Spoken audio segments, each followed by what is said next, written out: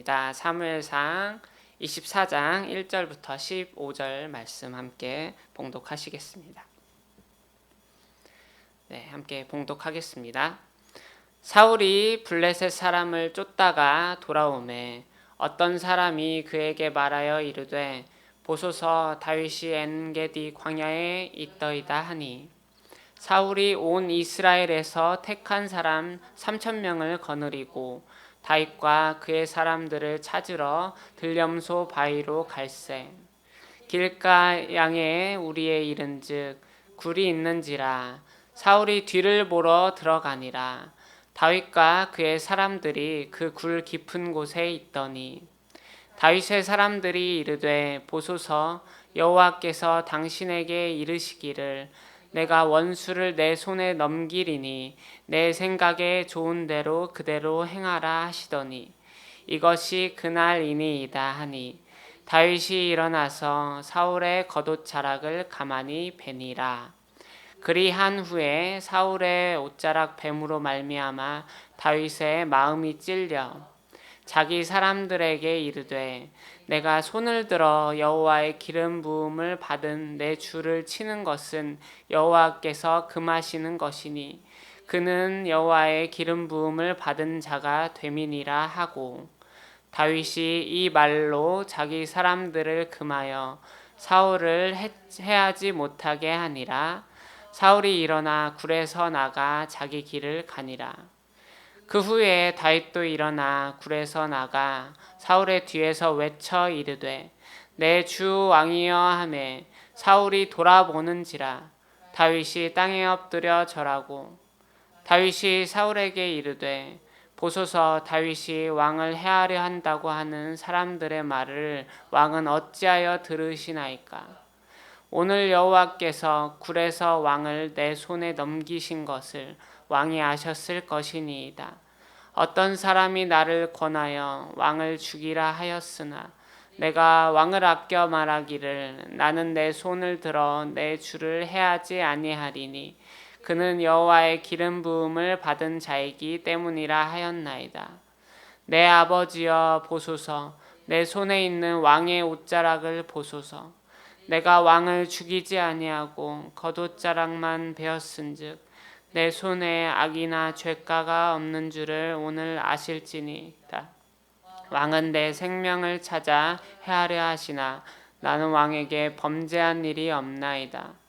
여호와께서는 나와 왕 사이를 판단하사 여호와께서 나를 위하여 왕에게 보복하시려니와 내 손으로는 왕을 해하지 아니하겠나이다. 옛 속담에 말하기를 악은 악인에게서 난다 하였으니 내 손이 왕을 해하지 아니하리이다. 이스라엘 왕이 누구를 따라 나왔으며 누구의 뒤를 쫓나이까. 죽은 개나 벼룩을 쫓음이니이다. 그런즉 여호와께서 재판장이 되어 나와 왕 사이에 심판하사 나의 사정을 살펴 억울함을 풀어주시고 나를 왕의 손에서 건지시기를 원하나이다 하니라. 아멘. 네, 오늘 4절 말씀을 보시면 이렇게 얘기합니다. 기회가 찾아왔다고. 원수를 죽일 수 있는 절호의 기회가 찾아왔다고. 그 기회가 눈앞에 있다고 말합니다.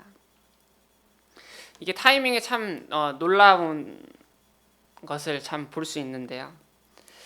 이게 사울이 다윗을 쫓다가 하필 그 순간 화장실 가고 싶었는데 그렇게 멈추고 들어간 굴이 굴 속에 하필 다윗과 다윗의 사람들이 있었던 것입니다.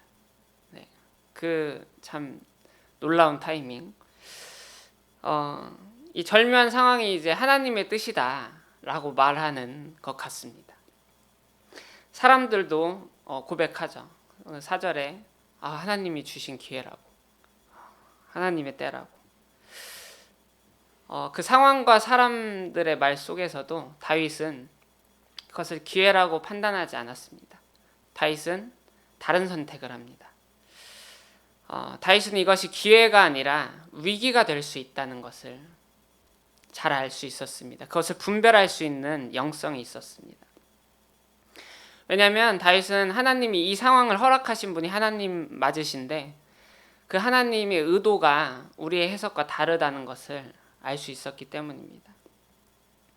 만약 저희가 이제 다윗과 같이 이제 칼을 딱 뽑은 상황이라면은 참 다윗과 같이 선택할 수 있었을지.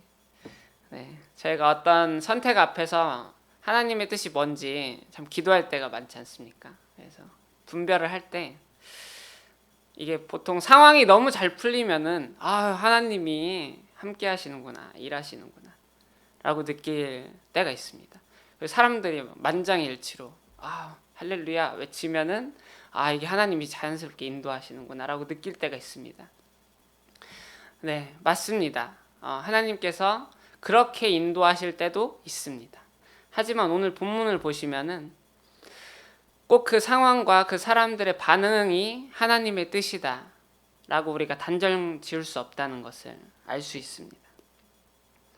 성숙한 영성을 가진 사람은 그 상황과 그 사람들의 반응이 아무리 좋고 이것이 자연스럽게 흘러갈지라도 그 상황과 반응에 기준을 두지 않는 사람이 성숙한 영성을 가진 사람인 것을 알 수 있습니다.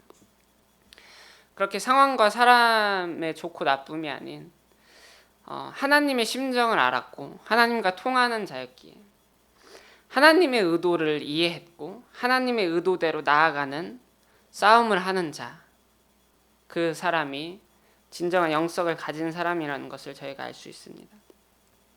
그렇다면 다윗은 어떻게 이 상황을 판단했을까요? 그 기준이 무엇이었을까요? 다윗이 붙잡은 그 기준이 무엇인지 오늘 나누고 함께 좀 기억했으면 좋겠습니다. 다시 한번 기억하고 또 기억할 뿐만 아니라 그 기준을 우리 삶의 자리, 우리가 고민하는 현실의 문제까지 끌어당기기 위해 다윗이 어떻게 씨름했는지 저희가 다시 기억했으면 좋겠습니다. 다윗이 상황을 판단하는 기준, 여러 가지 본문이 있지만 오늘 대표적으로 한 가지를 나누자면 10절입니다. 이제 10절을 보시면 하나님께서 다윗이 하나님께서 지금 어떻게 인도하고자 하시는지를 잘 알고 있는 그 마음을 아는 본문이 나옵니다. 저 10절의 본문은 이 말입니다. 왕이시여, 제가 왜 당신을 죽이지 않았는지 아십니까? 왜냐하면 당신은 오직 하나님만이 기름 부으셔서 세우신 사람이기 때문입니다. 무슨 이유 때문이라고 합니까? 당신을 내가 세운 것이 아니기 때문에 내가 어떻게 할 수 없습니다. 하나님이 세우시기 때문에 하나님께서 당신을 판단하실 것입니다. 그래서 내가 스스로 잘라내지 않겠습니다. 라고 고백하는 것입니다. 무엇입니까? 하나님의 절대 주권을 인정하는 자의 고백입니다. 이것이 바로 다윗이 이 상황을 판단하는 중요한 기준이었습니다. 오직 하나님만이 다스리는 영역을 그대로 인정하는 것. 그 영역을 내가 침범하지 않는 것. 저희가 절대 주권에 대해서 얘기할 때 두 가지가 있습니다. 첫 번째는 저희가 개입을 하고 싶어도 할 수 없는 오직 하나님만이 다스리시고 주관하시는 영역이 있고 그것이 참 많죠. 네, 많지만 그래도 저희를 사랑하시고 저희가 함께 하시고 싶으셔서 저희와 함께 이루고 싶으신 하나님의 나라가 있습니다. 하나님의 뜻이 있습니다. 네, 그래서 저희가 개입하실 수 있게 여지를 마련해 두는 영역이 있습니다. 네, 오늘은 저희가 이제 개입할 수 없는 영역은 주님께 온전히 이미 맡겨진 것이고 저희가 또 개입할 수 있는데 하나님께서 진심을 보기를 원하시는, 너가 개입할 수 있지만 나를 왕으로 인정하는 것을 내가 보고 싶다라고 말씀하시는 그 영역에 대해서 저희가 함께 나누었으면 좋겠습니다. 저희 삶에서는 하나님께서 자유롭게 선택하라고 맡기신 영역이 있습니다. 제가 오늘 설교를 하죠. 네, 오늘 설교 원고를 이제 씁니다. 이 원고를 목사님께서 자유롭게 쓰라고 하십니다. 네, 본문을 주시고 주어진 본문과 이제 그것 안에서 자유롭게 쓰라고 하십니다. 네, 이게 저의 책임이고 저의 자유입니다. 하지만 목사님께서 저에게 주시는 중요한 어떤 지침이 있고 가이드라인이 있습니다.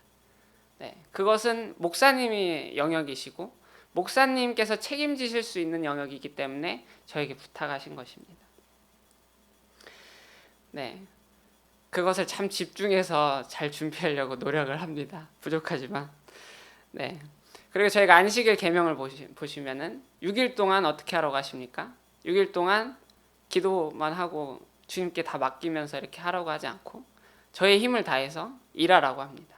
그리고 7일째에는 안식하라. 이 안식 우리가 그냥 쉬라는 것이 아니라 하나님의 주권을 인정하라. 온전히 이날만은 그것을 고백하는 것이죠.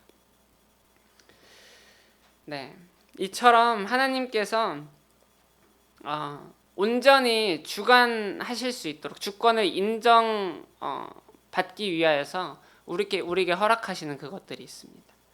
네, 그래서 하나님만이 가장 잘 아신다고 우리가 고백하는 하나님께서만이 책임지시고 하나님께서만이 그 결과를 다스리신다고 우리가 정말 믿음으로 고백하는 행위가 바로 이 하나님의 주권을 인정하는 것입니다. 그래서 10절을 보시면은 아까 말씀드린 것처럼 다윗이 이렇게 고백하는 것입니다. 이스라엘의 왕을 세우시는 데에는 오직 하나님만이 선택하실 수 있는 영역입니다. 오늘 저에게 어떻게 제 스스로 결정하실 수 있는 그 순간을 맡기셨지만 저는 이것을 하나님의 권한이신 줄 믿고 주권이신 줄 믿고 제가 침해하지 않겠습니다라고 고백하는 것입니다.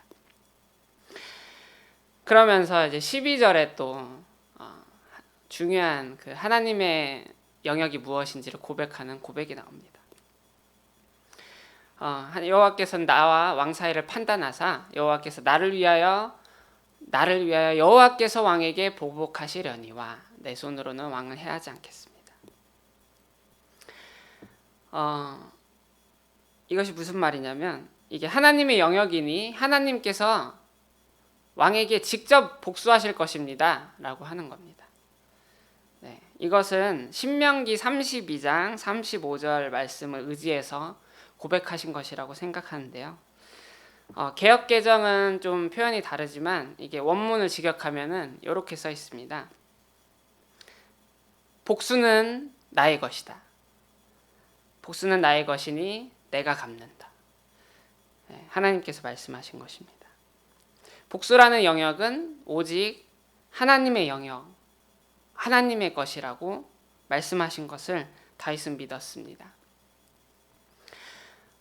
우리가 이 주권, 하나님께 주권으로 온전히 맡겨드려야 할 영역이 무엇인지 알고 그리고 또 나에게 부탁하신 영역이 무엇인지를 구분할 수 있는 것이 신앙의 성숙인 것 같습니다. 그것을 위해서 우리에게 필요한 것은 하나님이 다스리시는 것이 이 하나님의 선택이 최고의 선택입니다 라는 신뢰, 그것이 필요하다고 생각합니다. 그 신뢰가 있다면 상황과 사람이 나의 마음이 아무리 왼쪽이야 라고 얘기해도 하나님의 주권은 오른쪽을 향하고 있어 라고 우리가 말할 수 있는 것, 이것이 기독교의 믿음이라고 믿습니다. 제가 옛날에 이제 저를 훈련해 주신 많은 분들이 있었지만 저희 그 한 형님이 있었습니다. 그 형님이 태웅아, 하나님의 뜻을 알고 싶지? 하나님의 뜻이 뭔지, 하나님의 음성이 뭔지 그 상황마다 듣고 싶지? 요거를 기억하라고 요 하나를 얘기하셨는데 이게 저는 잊을 수가 없습니다. 그것은 하나님의 뜻은 A랑 B가 있지, 이 A랑 B 모두 하나님의 뜻일 거라고 믿고 기도하는 거야. 왜냐하면 우리는 어제도 목사님 말씀하셨지만 이전에 말씀하셨지만 답을 정해놓고 하나님께 나아갈 때가 많잖아요. 우리가 원하는 답이 있고 원하지 않는 답이 있고 그래서 하나님 요거죠? 라고 물어보면서 나아갈 때가 이제 많은데, 그게 아니라 하나님이 정말 주인이시고 하나님이 다스리신다고 믿으면 A랑 B랑 모두 하나님이 어떤 것이든지 말씀하셔도 가겠습니다 라는 마음으로 기도할 때, 그때 하나님의 음성을 들을 수 있다는 것입니다. 근데 상황 속에서는 막상 그 순간 그 현실 앞에서는 저희가 이것도 잊어버릴 때가, 그냥 요거 자체를 잊어버릴 때가 참 많은 것 같아요. 하나님 자체를 잊어버릴 때도 많고, 하나님의 주권 생각하지 못하고 당장 어떻게 해야 되나, 요런 생각에 하나님의 음성을 듣지 못할 때가 많은 것 같습니다. 우리를 힘들게 하는 그 현실과 우리 안에 일어나는 그 감정, 그리고 하나님의 그 진리에는 참 큰 간극이 있는 것 같습니다. 그리고 그 간극을 좁히지 못하기 때문에 저희가 승리하지 못하는 그런 모습이 많은 것 같습니다. 그래서 다윗에게도 그 모습이 있었습니다. 그 순간이 있었습니다. 이제 4절 다시 보시면은, 이제 4절 딱 후반부에 다윗이 일어나죠. 이걸 상상해 봤습니다. 이제 옆에서는 와, 오늘이 그날입니다. 칼 뽑으십시오. 딱 얘기하고, 이제 다윗이 스스로 이제 결정하려고 가만히 일어났겠죠. 이제 들키면 안 되니까 조심조심 해가지고 사울에게 다가갔을 것입니다. 참 신기합니다. 이렇게 가까이 갈 때까지 어떻게 들키지 않고 조용히 갔는지 모르겠는데, 그거를 딱 이제 칼을 뽑죠. 그 칼을 뽑을 때까지, 뽑고 이제 가면서까지 정말 많은 생각이 들지 않았을까. 이 눈앞에 사울이 있는데, 이 이제 칼로 치면은 나의 고난은 끝나는데, 그 생각에 압도돼서 저 같은 경우는 그냥 칼로 치지 않았을까라는 생각이 듭니다. 하지만 다윗은 겉옷 자락만 베고 그 겉옷 뱄다고 마음이 찔렸습니다.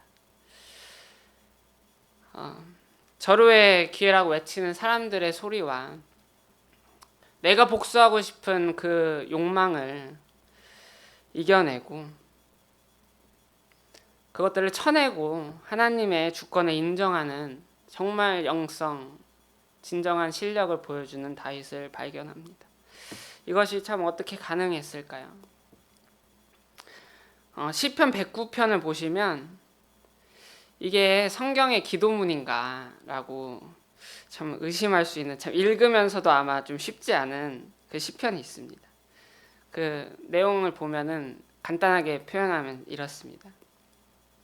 하나님, 이 사람의 수명을 줄여주시옵소서. 하나님, 이 사람의 사업을 망하게 해주시옵소서.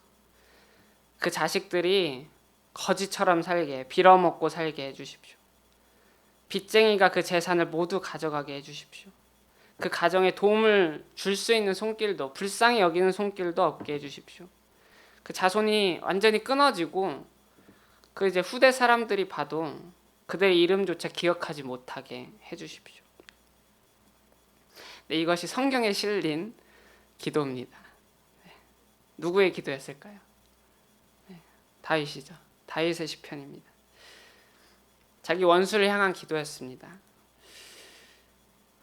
오늘의 본문에서 보는 다윗과 굉장히 다른 사람 같은 모습입니다. 다윗은 왜 오늘 본문에서는 잘했는데 왜 시편에서는 이렇게 무시무시한 기도를 했을까요? 그러니까 항상 자신을 흔드는 그 생각과 감정들을 미리미리 정리를 해간 것이죠. 하나님께 쏟아낸 것이죠. 그리고 다시 그럼에도 불구하고 주님을 인정하겠습니다. 그럼에도 불구하고 주님을 기다리겠습니다. 라고 고백한 것입니다.